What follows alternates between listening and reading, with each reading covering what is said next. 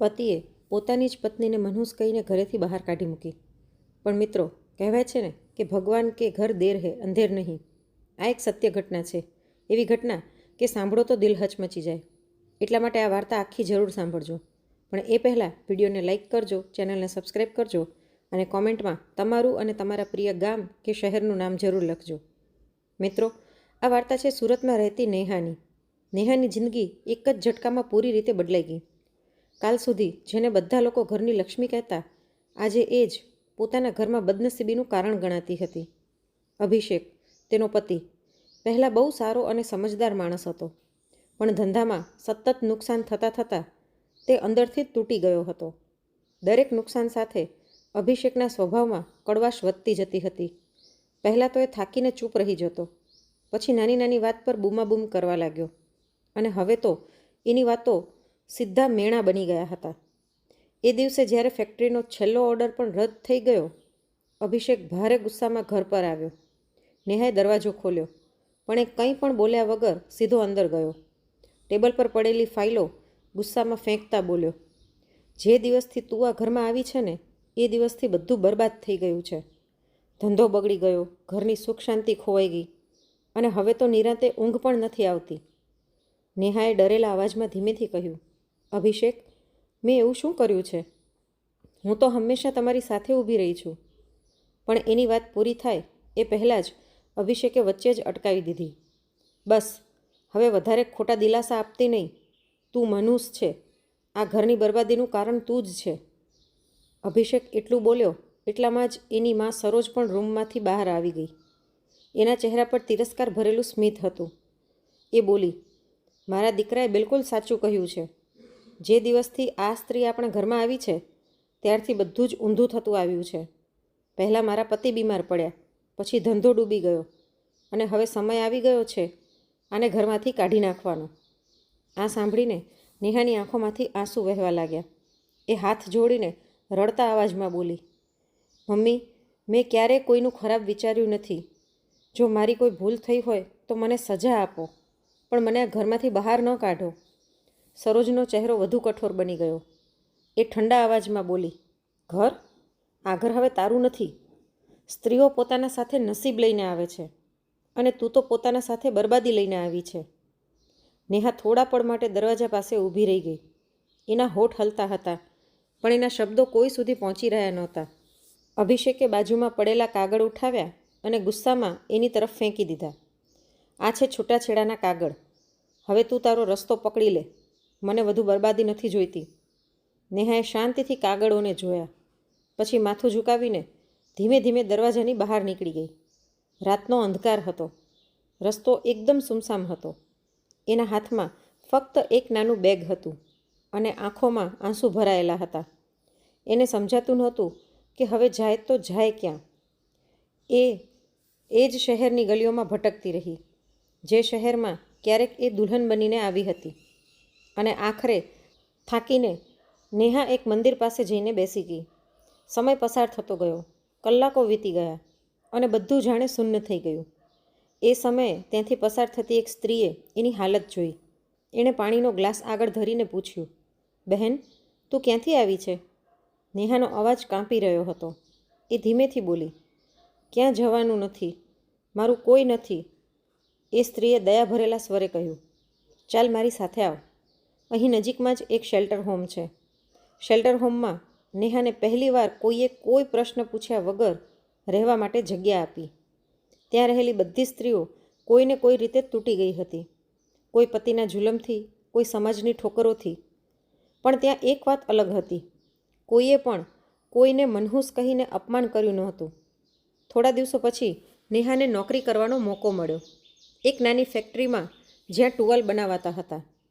સુપરવાઇઝરે એને કહ્યું, કામ ઈમાનદારીથી કરીશ તો આગળ વધી શકીશ. નેહાએ કંઈ બોલ્યા વગર શાંતિથી માથું હલાવી દીધું. પહેલા દિવસે તેના હાથ કાંપતા હતા, સોય વારંવાર આંગળીમાં ચૂભતી હતી, અને કપડું મશીનમાંથી સરકી જતું હતું. છતાં તેણે હાર માનવાની ના પાડી. ધીરે ધીરે સિલાઈ મશીનનો અવાજ તેનો સાથી બની ગયો. હવે દરરોજ સવારમાં તે સમયસર ફેક્ટરી પહોંચતી, આખો દિવસ મહેનત કરીને કામ કરતી, અને સાંજે થાકેલી ઘરે પાછી આવતી. તેને જીવનમાં કોઈ મોટી ઈચ્છા નહોતી. તેને તો ફક્ત થોડો શાંતિનો અનુભવ જોઈતો હતો. એવી શાંતિ જે તેને પોતાના ઘરે ક્યારેય મળી નહોતી. એક દિવસ ફેક્ટરીના માલિક રવિએ દૂરથી તેને જોઈ. સાદી સાડીમાં કોઈ દેખાવ વગર શાંતિથી પોતાનું કામ કરતી નેહા બાકી બધાથી અલગ લાગતી હતી. તેની મહેનત જોઈને રવિએ સુપરવાઇઝરને કહ્યું, આ છોકરીમાં કંઈક ખાસ છે, તેનું ધ્યાન રાખજો. સમય પસાર થતો ગયો અને નેહાની મહેનત રંગ લાવવા લાગી. હવે દર અઠવાડિયે તેનું કામ સૌથી સરસ ગણાતું હતું. હવે તેની મહેનતને કારણે ફેક્ટરીમાં તેનું માન વધવા લાગ્યું. એક સાંજે જ્યારે ફેક્ટરી બંધ થવાની હતી ત્યારે રવિએ તેને ઓફિસમાં બોલાવી. નેહા અંદર આવી. રવિ ખુરશી પાછળ ફેરવીને બેઠો હતો. નેહાએ ફક્ત તેને પાછળથી જોયો. રવિએ ટેબલ પર રાખેલું એક કવર તેને લેવા માટે કહ્યું. આ તારા માટે છે. નેહાએ માથું નમાવીને કહ્યું, સર, સેલરી તો મળી ગઈ છે. રવિ હળવું સ્મિત કરીને બોલ્યો, આ સેલરી નથી, કંઈક બીજું છે. નેહાએ માથું નમાવેલું જ રાખીને કવર ખોલ્યું. અંદર એક નાની નોટ હતી. તેમાં લખેલું હતું, નેહા, તે ફક્ત મહેનતથી નહીં પરંતુ પોતાની ધીરજ અને સહનશીલતા વડે મને પ્રભાવિત કર્યો છે. હું તારી સાથે લગ્ન કરવા માગું છું. આ વાંચતા જ નેહાનો ચહેરો ફિક્કો પડી ગયો. તેના હાથમાંથી કવર નીચે પડી ગયું. થોડી ક્ષણ સુધી તે ચૂપ રહી. પછી માથું નમાવેલું જ રાખીને કાંપતા અવાજમાં પૂછ્યું, શું તમે મજાક કરી રહ્યા છો? રવિએ માથું હલાવીને કહ્યું, ના, હું સંપૂર્ણ ગંભીર છું. તારા જેવી સ્ત્રીઓને સહારો નહીં પણ સન્માન મળવું જોઈએ. એટલું કહીને રવિએ ખુરશી આગળ તરફ ફેરવી. સન્માનની આ વાત સાંભળીને નેહાએ માથું ઊંચું કરીને તેની આંખોમાં જોયું અને એક ક્ષણ માટે સ્તબ્ધ થઈ ગઈ. જાણે તેના પગ નીચેની જમીન ખસી ગઈ હોય એમ લાગ્યું. જેને તે અત્યાર સુધી ફક્ત ફેક્ટરીના માલિક રવિ સમજતી હતી, તે હકીકતમાં તેનો દેર કબીર હતો. એ જ કબીર જેણે એક દિવસ તેની સાસુના તાના અને પોતાના ભાઈ અભિષેકના ગુસ્સા વચ્ચે તેનો બચાવ કર્યો હતો. કબીરના શબ્દો હજુ નેહાના કાનમાં ગુંજી રહ્યા હતા. ભાભી, હવે તમે એકલા નથી. તે દિવસ યાદ આવ્યો જ્યારે તેને ધક્કો મારીને ઘરેથી કાઢી મૂકવામાં આવી હતી. ત્યારે કબીર જ હતો જેણે કહ્યું હતું, આ ઘર ફક્ત ભાઈનું નથી, મારું પણ છે. પણ એ સમયે તેની વાતની કોઈ અસર થઈ નહોતી. અને આજે એ જ માણસ તેની સામે ઊભો હતો, તેનો માલિક બનીને. રૂમમાં શાંતિ છવાઈ ગઈ. નેહાએ ધીમેથી કહ્યું, કબીર, તું? કબીરે સ્મિત સાથે જવાબ આપ્યો, હા નેહા, હું જ છું. તારાથી કંઈ છુપાવવાનો ઈરાદો નહોતો, ફક્ત સાચા સમયની રાહ જોઈ રહ્યો હતો. નેહાની આંખોમાં ઘણા પ્રશ્નો તરતા હતા. પણ તું અહીં કેવી રીતે? કબીર ખુરશી પર બેસતા બોલ્યો, જે દિવસે તને ઘરેથી કાઢી મૂકી હતી એ દિવસે મેં પણ એ ઘર છોડી દીધું હતું. મેં મમ્મીને કહ્યું હતું કે જે સ્ત્રીએ ફક્ત સહન કર્યું છે તેના સાથે ઊભા રહેવું પાપ નથી, ફરજ છે. પરંતુ મમ્મીએ મને પણ ઘરેથી કાઢી દીધો. થોડી ક્ષણ પછી તે આગળ બોલ્યો, ત્યારથી હું બહાર રહ્યો અને મહેનત કરતો રહ્યો. થોડા વર્ષો પછી મેં આ ફેક્ટરી ખરીદી. મને સાબિત કરવું હતું કે આબરૂ કોઈની ભેટ નથી, માણસ પોતાની મહેનતથી કમાય છે. આ સાંભળીને નેહાની આંખોમાંથી આંસુ વહી પડ્યા. તેણે ધીમા અવાજમાં પૂછ્યું, શું તને મારી ઉપર દયા આવી છે? કબીરે તરત માથું હલાવ્યું, ના નેહા, દયા નહીં, સન્માન છે. મેં તારી ધીરજ અને સહનશક્તિ જોઈ છે. તે જે બધું સહન કર્યું છે એ કોઈ પણ સ્ત્રી માટે સરળ નથી. નેહા થોડા પગ પાછળ સરકી ગઈ અને કહ્યું, પણ લોકો શું કહેશે? ફરી એ જ આરોપ લાગશે કે દેર અને ભાભીનો સંબંધ પવિત્ર રહ્યો નથી. કબીરે શાંતિથી જવાબ આપ્યો, લોકોને કહેવા દે. આ વખતે જવાબ સમય આપશે. આ વખતે આબરૂ છીનવાશે નહીં, પાછી મળશે. નેહાએ તેની તરફ જોયું. થોડી ક્ષણ સુધી બંને વચ્ચે શાંતિ રહી. પછી નેહાએ ધીમા અવાજમાં કહ્યું, કબીર, હવે હું કોઈ પણ સંબંધ પર વિશ્વાસ કરી શકતી નથી. મેં મારા પતિ પર વિશ્વાસ કર્યો હતો, મારા સાસુ પર વિશ્વાસ કર્યો હતો અને બધું જ તૂટી ગયું. કબીરે શાંતિથી જવાબ આપ્યો, નેહા, મને તારો વિશ્વાસ હમણાં જ જોઈએ એવું નથી. મને ફક્ત એક મોકો જોઈએ, પોતાને સાચો સાબિત કરવાનો. આટલું કહીને કબીર ઊભો થયો અને ત્યાંથી ચાલ્યો ગયો. નેહા ત્યાં જ ઊભી રહી ગઈ, એ રૂમમાં જ્યાં તેનો ભૂતકાળ અને વર્તમાન જાણે આમને સામને ઊભા હતા. બીજા દિવસે જ્યારે તે ફેક્ટરીમાં પહોંચી ત્યારે વાતાવરણ થોડું બદલાયેલું લાગ્યું. લોકો ધીમે ધીમે એકબીજા સાથે ફૂસફૂસ કરી રહ્યા હતા. કોઈ કહી રહ્યું હતું, લાગે છે માલિકને તે ગમે છે. નેહાએ કોઈને કંઈ કહ્યું નહીં. તેણે ફક્ત પોતાના કામ પર ધ્યાન આપ્યું. પરંતુ હવે તેના મનમાં ઘણી મૂંઝવણ હતી. કબીરે પણ એ દિવસે કંઈ કહ્યું નહીં. તેણે ફક્ત દૂરથી નેહાને જોઈ અને હળવું સ્મિત આપ્યું. એવું સ્મિત જેમાં કોઈ લાલચ નહોતી, ફક્ત વિશ્વાસ હતો. રાત્રે જ્યારે નેહા શેલ્ટર હોમ પર પાછી આવી ત્યારે તેની રૂમ પાર્ટનર પલ્લવીએ પૂછ્યું, આજે તું બહુ શાંત લાગી રહી છે, બધું બરાબર છે ને? નેહાએ માથું હલાવીને કહ્યું, હા, બધું બરાબર છે. બસ સમય ફરી એક નવો વળાંક બતાવી રહ્યો છે. પલ્લવી હળવી હસી અને બોલી, ક્યારેક સમય એ જ વસ્તુ પાછી લાવી આપે છે જે આપણાથી છીનવી લેવામાં આવી હોય. દિવસો પસાર થતા ગયા. કબીરે ક્યારેય નેહા પર કોઈ દબાણ મૂક્યું નહીં. તે ફક્ત શાંતિથી દૂરથી તેને જોતો રહેતો. કેવી રીતે તે ધીમે ધીમે એક સારી જિંદગી તરફ આગળ વધી રહી છે. હવે નેહા પહેલાંથી વધુ મજબૂત લાગી રહી હતી. તેના ચહેરા પર ફરી એ જ આત્મવિશ્વાસ દેખાવા લાગ્યો હતો જે વર્ષો પહેલાં તેના લગ્નના દિવસે હતો. એક સાંજે ફેક્ટરીમાં અચાનક વીજળી ચાલી ગઈ. બધી મશીનો બંધ થઈ ગઈ. નેહા એકલી સ્ટોક રૂમમાં રહી ગઈ. તેના હાથમાં મોબાઈલની નાની લાઇટ જ હતી. એ સમયે કબીર અંદર આવ્યો અને શાંતિથી બોલ્યો, અંધકાર ક્યારેય ડરાવતો નથી જો મનમાં પ્રકાશ હોય. નેહા હળવેથી સ્મિત કરીને બોલી, ક્યારેક અંધકાર જ શીખવે છે કે પ્રકાશની કિંમત શું હોય છે. કબીર થોડી ક્ષણ પછી બોલ્યો, કદાચ હવે સમય આવી ગયો છે કે તું પોતાની જિંદગીનો નવો અધ્યાય શરૂ કરે. નેહાએ થોડું વિચારીને પૂછ્યું, અધ્યાય? શું એ એટલું સરળ છે? કબીર બોલ્યો, સરળ નથી, પણ આ સાચું છે. સાચા સંબંધો મુશ્કેલીના સમયમાં જ બને છે. તે રાત્રે નેહાને ઘણા સમય સુધી ઊંઘ આવી નહોતી. બારીમાંથી બહાર જોતા તે વિચારી રહી હતી કે કદાચ ભગવાન થોડું મોડું કરે પણ ન્યાય જરૂર આપે છે. બીજે દિવસે સવારે ફેક્ટરીમાં એક જાહેરાત થઈ. કબીરે બધાની સામે કહ્યું, આજથી મિસ નેહા અમારી નવી સુપરવાઇઝર રહેશે. બધા લોકો તાળી પાડવા લાગ્યા. નેહાના ચહેરા પર આશ્ચર્ય અને ગર્વ બંને દેખાઈ રહ્યા હતા. કબીરે તેની તરફ જોઈને કહ્યું, બીજાના નામથી નહીં, પોતાના કામથી ઓળખ બનાવ. ફેક્ટરીના ગેટની બહાર નીકળતી વખતે નેહાએ આકાશ તરફ જોયું. ઘણા વર્ષો પછી તેને એવું લાગ્યું કે તેના માથા પરથી કોઈ ભારે બોજ ઉતરી ગયો છે. હવે તેની જિંદગી બદલાઈ રહી હતી. શેલ્ટરમાં રહેવાને બદલે તેણે એક નાનો રૂમ ભાડે લઈ લીધો. નવી સાડી, નવી ઓળખ અને હવે તેની આંખોમાં નવો આત્મવિશ્વાસ દેખાતો હતો. પરંતુ સમય ત્યાં અટક્યો નહોતો. એક દિવસ કબીરે તેને ફરી ઓફિસમાં બોલાવી. રૂમમાં ફરી એ જ જૂની શાંતિ હતી. તેણે કહ્યું, નેહા, જો હું ફરી એ જ વાત કહું તો? નેહાએ ધીમેથી પૂછ્યું, કઈ વાત? કબીર સ્મિત કરીને બોલ્યો, લગ્નની. નેહાએ તેની તરફ જોયું. તેના ચહેરા પર ન ગુસ્સો હતો ન ડર. તેણે લાંબો શ્વાસ લીધો અને કહ્યું, જો આ સંબંધ માન સન્માનથી શરૂ થશે તો કદાચ આ વખતે હું તારી સાથે ચાલું.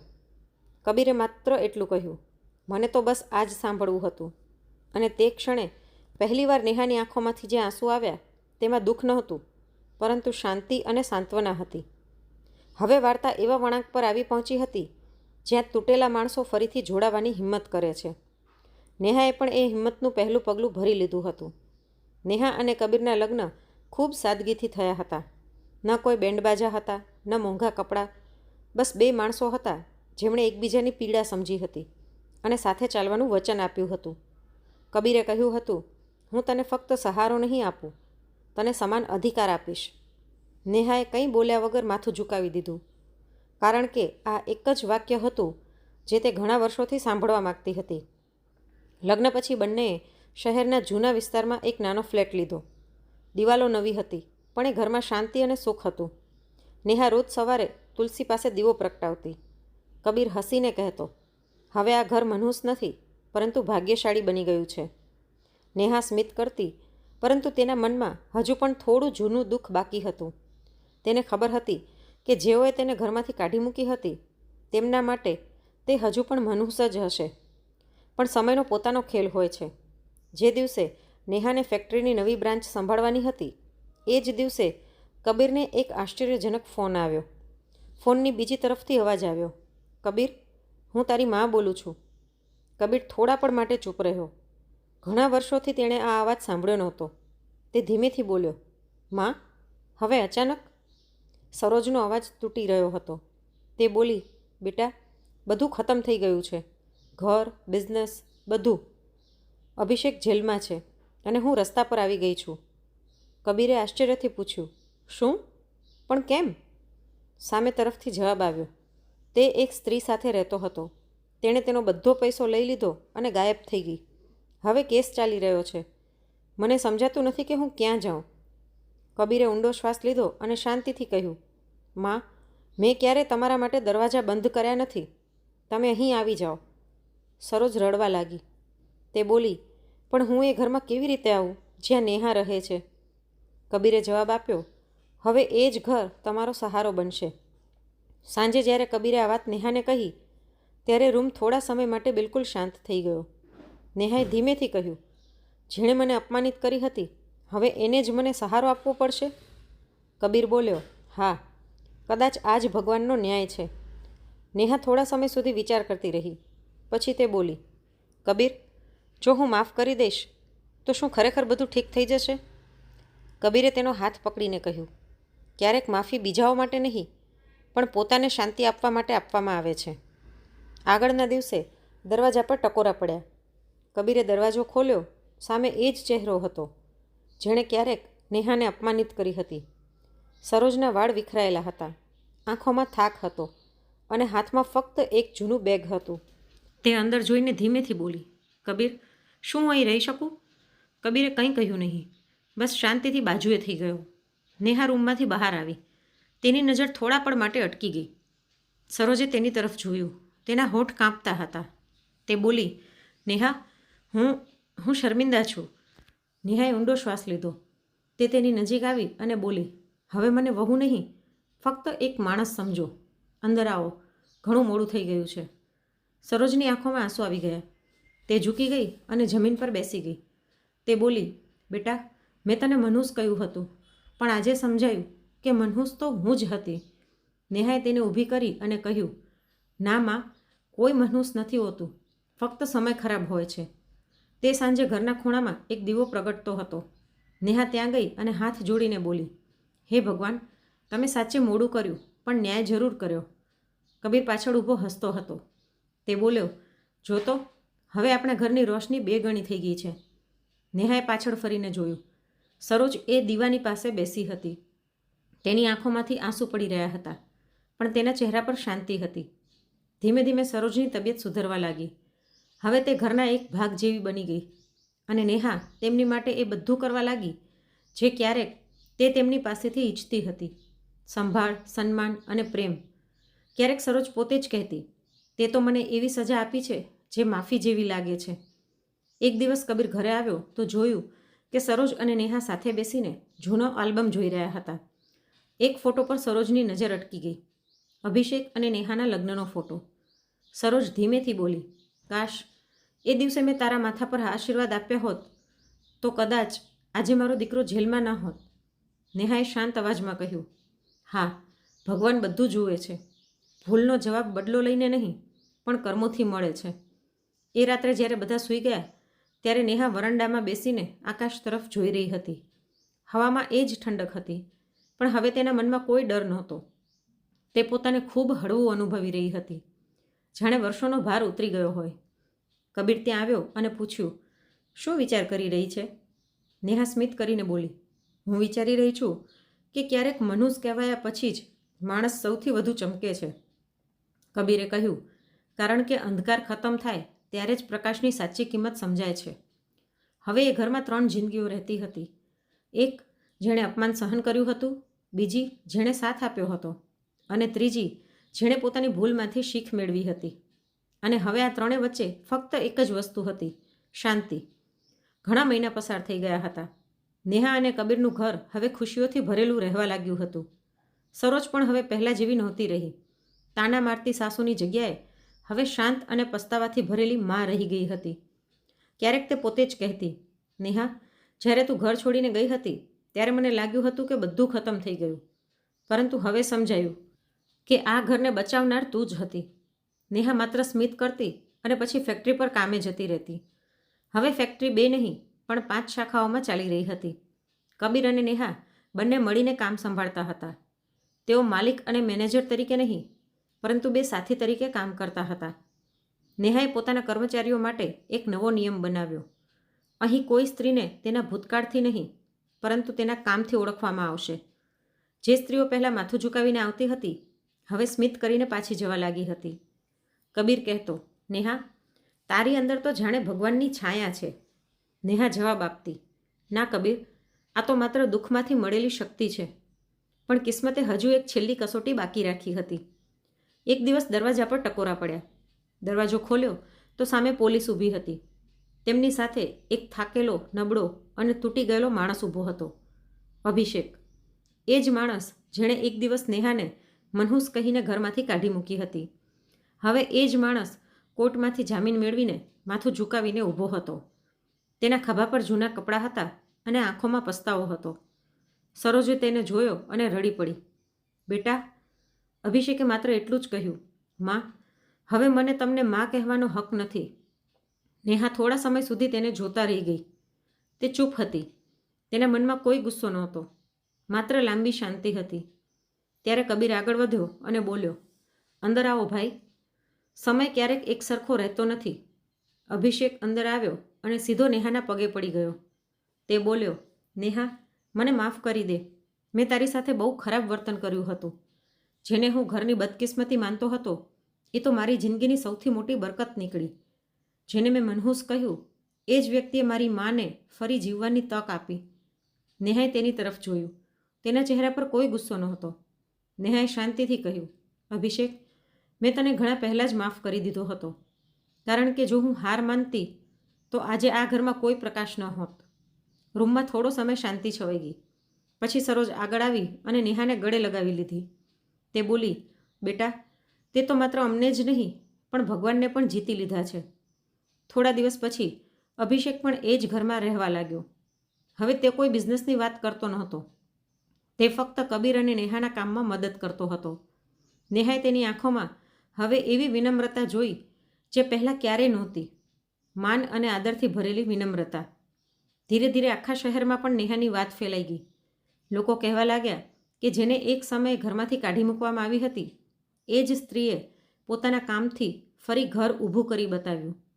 પત્રકારો પણ તેની પાસે આવ્યા. અખબારમાં હેડલાઇન આવી, મનહૂસ કહેવાતી નેહા હવે સેંકડો સ્ત્રીઓ માટે પ્રેરણા બની. ઇન્ટરવ્યૂમાં નેહાએ માત્ર એટલું જ કહ્યું, મેં કોઈથી બદલો લીધો નથી, મેં ફક્ત પોતાને સાબિત કરી છે. ભગવાનના ઘરમાં મોડું થાય છે પણ અન્યાય નથી થતો. હવે દર રવિવારે નેહા ફેક્ટરીમાં કામ કરતી સ્ત્રીઓને એકત્ર કરતી અને કહેતી, જો કોઈ તમને ઓછું ગણાવે તો યાદ રાખજો, તમારી કિંમત તેના શબ્દોથી નથી નક્કી થતી, તમારા કામથી નક્કી થાય છે. એક સાંજે જ્યારે સૂર્ય અસ્ત થઈ રહ્યો હતો, સરોજ ઓટલા પર બેઠી હતી. તેણે નેહાને કહ્યું, બેટા, તે અમને એવો પાઠ શીખવ્યો છે જે મંદિરમાં પણ નથી શીખવાતો. ક્યારેય કોઈને તેની કિસ્મતના આધારે ન આંકવું, નહીં તો પોતાની કિસ્મત પણ નારાજ થઈ જાય. નેહાએ તેમના પગ સ્પર્શ્યા અને કહ્યું, માં, આજે હું માત્ર એટલે સ્મિત કરી શકું છું કેમ કે તમારી માફીએ મન હળવું બનાવી દીધું છે. રાત્રે કબીર છત પર આવ્યો. નેહા ત્યાં બેઠી હતી અને આકાશ તરફ જોઈ રહી હતી. કબીરે પૂછ્યું, હવે કંઈ બાકી રહ્યું છે? નેહાએ સ્મિત કરીને કહ્યું, માત્ર એક ઈચ્છા છે કે હવે કોઈ પણ સ્ત્રીને મનહૂસ કહીને ઘરેથી બહાર ન કાઢવામાં આવે. કબીરે તેનો હાથ પકડી લીધો અને કહ્યું, એ દિવસ જરૂર આવશે. કારણ કે હવે લોકો નેહાને ઓળખે છે, જે અંધકારમાં પણ પ્રકાશ બની ગઈ. નીચે સરોજ દીવો પ્રગટાવી રહી હતી. હવામાં શાંતિ હતી. જે ઘર ક્યારેક મેણા અને દુઃખથી ભરેલું હતું તે હવે આશીર્વાદ અને પ્રાર્થનાઓથી ગુંજી રહ્યું હતું. અને તે દીવાના પ્રકાશમાં જાણે ભગવાન પોતે કહી રહ્યા હોય, મોડું થયું પણ અન્યાય થયો નથી. મિત્રો, જો કોઈ તમને મનહૂસ કહે તો તેને શબ્દોથી નહીં, તમારા કર્મોથી જવાબ આપો. કારણ કે જ્યારે સમય બદલાય છે ત્યારે સૌથી મોટું સન્માન એ જ વ્યક્તિને મળે છે જેને દુનિયાએ એક વખત ઠુકરાવી દીધી હોય. પણ જો તમે નેહાની જગ્યાએ હોત તો શું તમે પણ તેમને માફ કરી શક્યા હોત જેમણે તમને દુઃખ આપ્યું હોય? તમારું મંતવ્ય કોમેન્ટમાં જરૂર લખજો.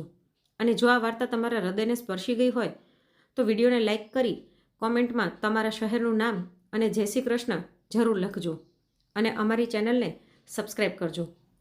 ફરી આવી જ એક હૃદયસ્પર્શી વાર્તા સાથે મળીશું. ત્યાં સુધી આવજો. જય શ્રી કૃષ્ણ.